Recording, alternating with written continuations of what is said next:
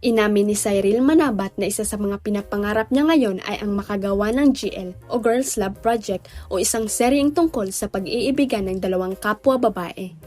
Pagbabahagi ng aktres sa final media con ng kapamilya drama series na Senior High nitong nakaraang Martes, January 9, 2024, na-inspire siya sa gay love story ng mga karakter na Seijan Arenilla at Miggy Jimenez sa kanilang teleserye. Kung sakasakaling bigyan siya ng GL project, bukas daw si Cyril sa totoong intimate scene sa sinumang ipaparehas sa kanya. Pakiramdam daw ni Cyril ay mas magiging komportable siya sa kissing scene on-screen kung ang kanyang makakahalikan ay kapwa babae.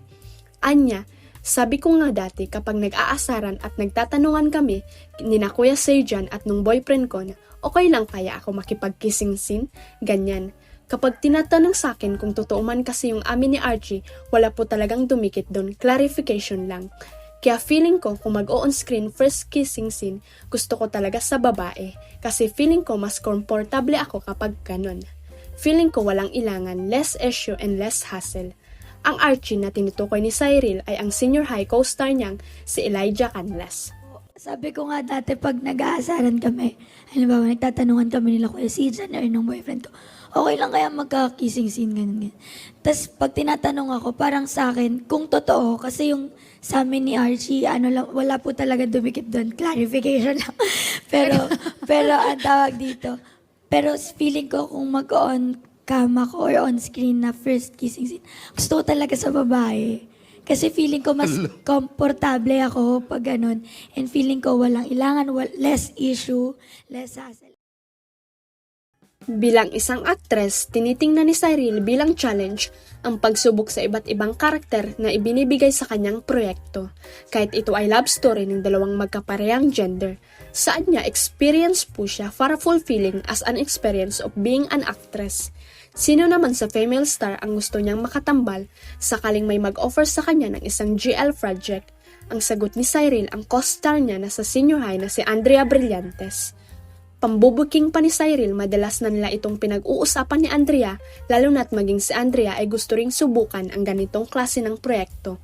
Kung si Andrea naman ang tatanungin, bukas at handa raw siya sa posibilidad na pagtambalin sila ni Cyril sa isang girls love project.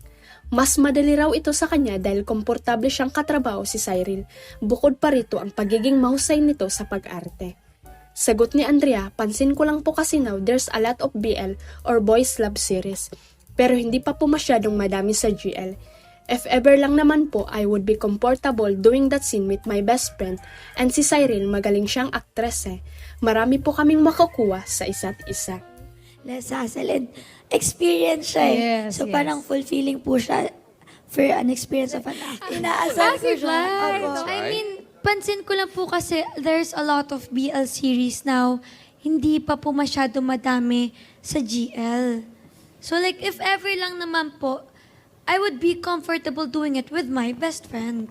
And kasi ang magaling siyang actress eh. And madami kami makukuha sa isa't isa. Huwag kalimutang i-click ang subscribe button at i-ring ang notification bell para sa latest at legit chika updates.